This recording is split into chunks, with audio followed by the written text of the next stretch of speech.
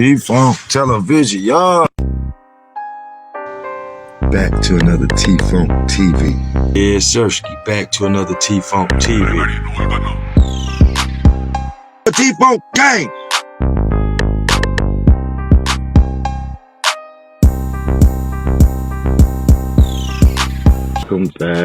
Welcome back to T-Funk TV. Smoke some, drink some.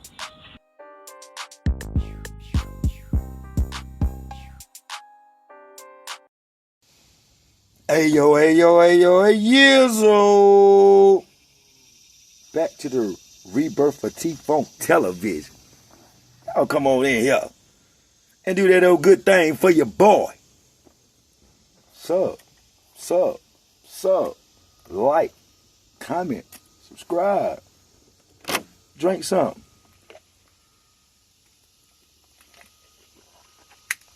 Smoke something with your boy. And let me take you on this journey, and I promise I won't leave. Hey, y'all, I just want to give all my fans that's transferred from T-Funk TV over to the rebirth of T-Funk TV. Y'all, I'm going viral every day on my shorts, my videos. It's going up, and I appreciate y'all. Appreciate y'all so much, bruh. Y'all the GOATs. But let me take y'all on this journey. Vroom. Let's go.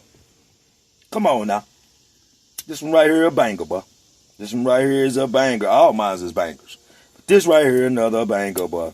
So, I'm in the mountains at Marion Prison Camp. I'm at the mountain at Marion Prison Camp. I done been there about 3 months. So, they start bringing some of the dudes from the big prison over there to ours. And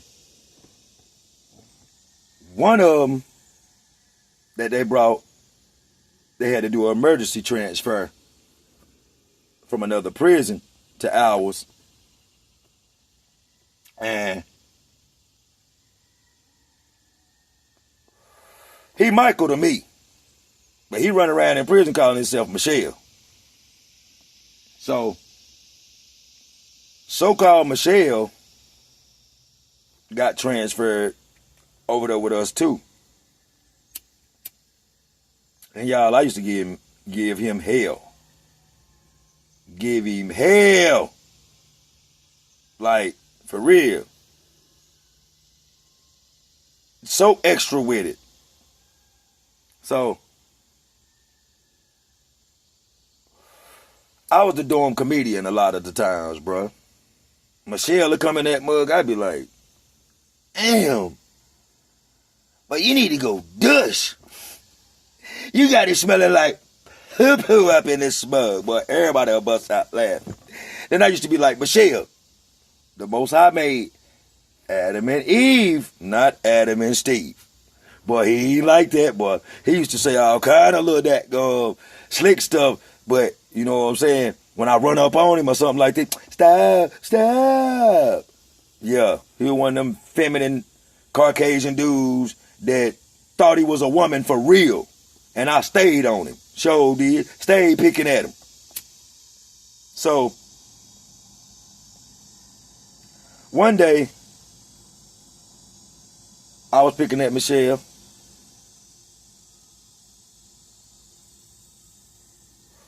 And I was wrong for picking at him. But he said some shit that made me mad. And I took it serious because you don't play like that in prison. And he wasn't playing, bro. And you don't take this lightly in prison. He gonna say, yeah, you always fucking with me.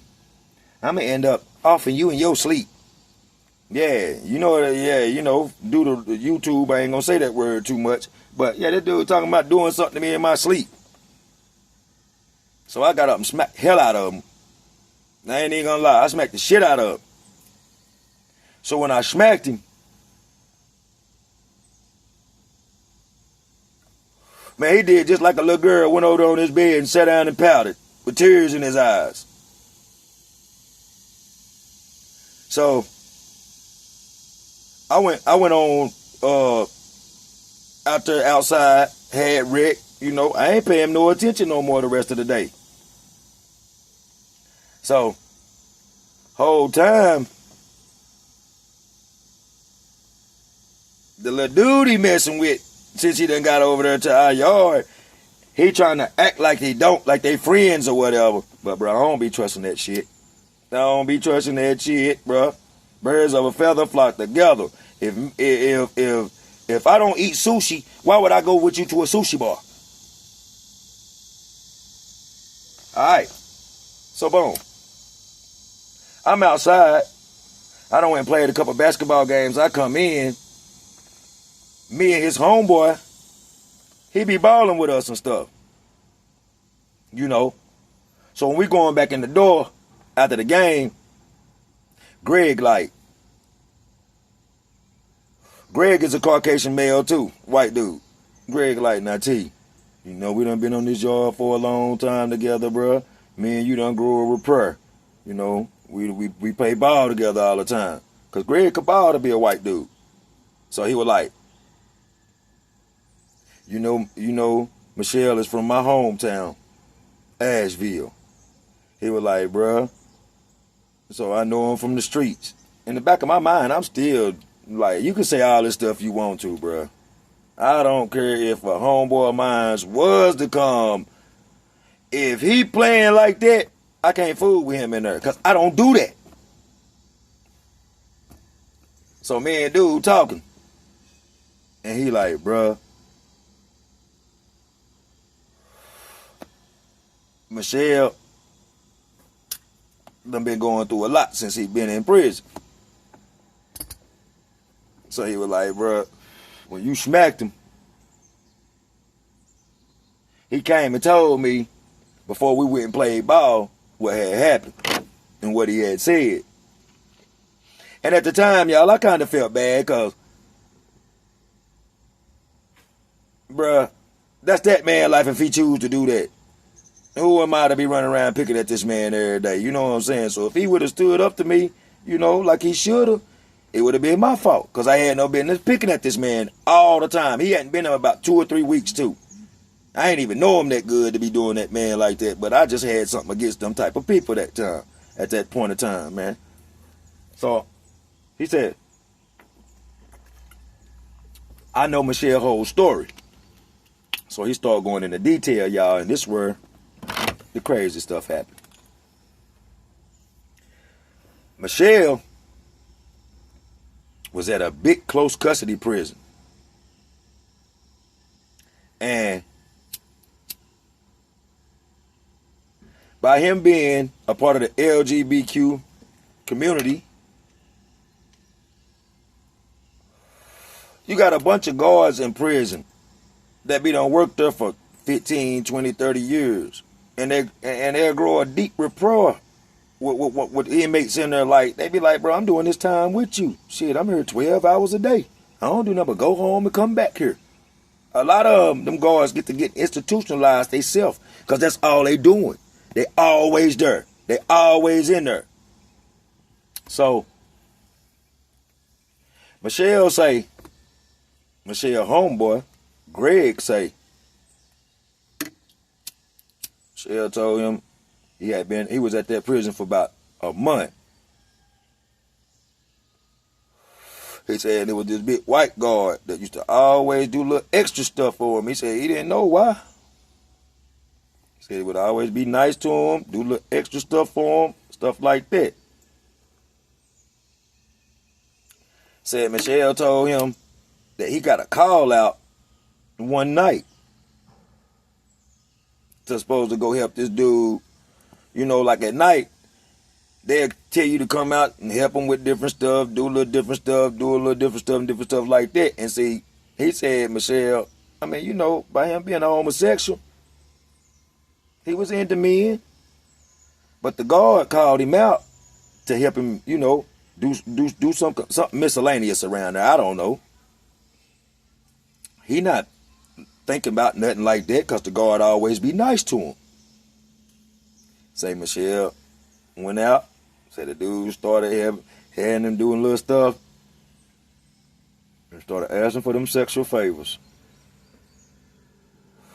Said he took Michelle off in the daggone mop closet, utility closet, forced him to. Both of them, y'all. Top and bottom. Took it, basically. Say, Michelle. I mean, it hurt Michelle because the manner of the way the man took it, but it didn't hurt him like it would have been somebody that was straight. So Michelle started getting used to you know, dude giving him all kind of extra stuff, doing stuff for him. So Michelle started getting used to the stuff. But the whole time Michelle was plotting, y'all. Greg say, dude took it from him about 2 or 3 more times. Say the last time dude called him out, Michelle held that stuff in his mouth and put it in a surgical glove and got him a form like he was sick, filled it out, sent it to the nurse's office, and see, in about a day or two, they're going to take the $7 out of your account and they're going to call you up there. So in prison, if you sick and you dying, it ain't like they calling you straight to the doctor because you filled out a form. You're going to wait and you're going to pay for that $7. You're going to pay for your teeth to get done, and you're going to pay when you got to go to that. Yeah, you're going to pay. And if you ain't got no money, it's going to, yeah, you're going to pay. So Michelle goes on up there, and y'all, the unthinkable happened. When Michelle gets to the nurse, Michelle bring that little surgical glove he had with him, with them babies in it, that he had in his mouth, and spit back in the glove and saved it. He told the nurses what happened. The nurses sent it off and got it tested. They go grab up that guard, get him a blood test. He matched back with the sperm. Now he locked up. Now he get a charge for rape. Now Michelle get Now Michelle get a big lawsuit on the state because a guard raped him. Michelle get a time cut and get sent them from close custody, y'all, to minimum down there with us. So when Michelle got to our prison camp, I didn't know this, little did I know. The next month, Michelle was getting released. And that mother had, I think, 25 to life or a life sentence or something like that. And she won the lawsuit and they gave him a time cut. So that's why he was in there running around buying Greg all kind of stuff. That's why I know Greg was plugging that hole too. I don't care what nobody say. You ain't accepting gifts from a homosexual. I don't care if it's your homeboy or none of that, y'all. And no disrespect to nobody. But if you straight in there, you're going to be straight. And see, a lot of these dudes and people got it fucked up thinking that, oh, he did a lot of time, he's gay. Oh, he's been to prison, he's gay. Nah, bro. If you had that shit in you on the street, I swear to God, you was curious before you went in there. A man just don't go unless he get it took from him or get turned out. If you go in there and you start messing with them boys, that shit was in you before you left the street. You was curious. And I don't care what nobody say. You was curious. I done did off and on 12 years. Been to jail over 150 times. Been to prison twice. And I ain't never had no sexual encounter with a man. So you can be a real straight dude and hold it down, bruh. Like the way it's supposed to be. But that's neither here nor there. So when Michelle get to marrying with us, he ain't had number 2 months to do. Off a long sentence. And had won a big lawsuit. And they had started paying his family in installments. So yeah. He traded places with the booty bandit guard. For that rape, they lit that guard up. I ain't gonna sit here and try to tell y'all no number what he got. But and then the state had to pay all that money back because of him. Oh yeah, they lit him up. He went to Marion courthouse, got locked up in Marion jail, and boy, they lit him up for rape on a guard. I mean, for a guard raping an inmate. Yeah, he took that boy butt a couple times, and that boy held that stuff in his mouth and applied it on it. Well, the last time he held it, He plotted on him a few times. He let it go down, let him do it and all that junk. Was receiving his gifts and all that. And that last time he did that. So by the time he got over there with us, and Greg telling me this, y'all, I stopped picking that dude after that because I started feeling sorry for him, bro. I stopped picking, and I had done gave him a 5-finger discount. Done smacked him before. Because he was talking about playing with my life, and bro, you don't do that in a place like that, bro. Because you would take that lightly, and then I could have woke up for real, and that man done stuck something in my neck or back or something like that. So, yeah, I smacked him, told him, don't you never say nothing like that to me no more. Who you playing with like that? You got me stuck. And went on outside. And that's when me and Greg and the rest of the boys went and played ball. After the game was over, Greg broke all this down to me. That the guard became a booty bandit. The guard became a booty bandit. He was stalking this man before he came. Michelle said everywhere he go, this dude would show up, be watching him, giving him little free trays, giving him free this, letting him do this when he wanted to, all kind of stuff. You should have knew then, Michelle, by you being in the chain gang, that was the setup. Ain't shit for free in prison, y'all. Ain't shit for free in prison. Nothing. Nothing. Nothing. It's free in prison. You gonna pay back double for it. If it's your boy, you just gonna pay him back. Or you gonna pay back with your ass or your mouth. If you soft like that. Or you gonna get beat up for it. If you soft like that. But ain't nothing for free in prison, y'all. And that guard seen that. Yeah, he was getting to turn him over. He was putting him in the hucklebuck. He was getting that mouth. But in the end, he paid for it. See what I'm saying? He paid for it in the end.